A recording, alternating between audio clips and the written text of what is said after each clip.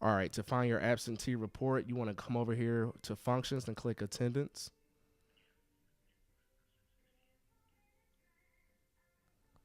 After you click attendance, go to absentee report. After that, make sure meeting stays on meeting. Then you scroll down.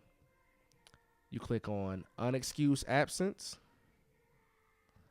And then you click on homeroom 1. And then you scroll down and hit submit.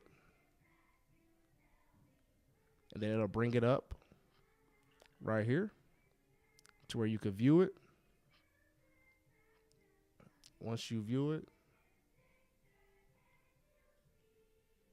then you would print it from here. So then you would go to file and print.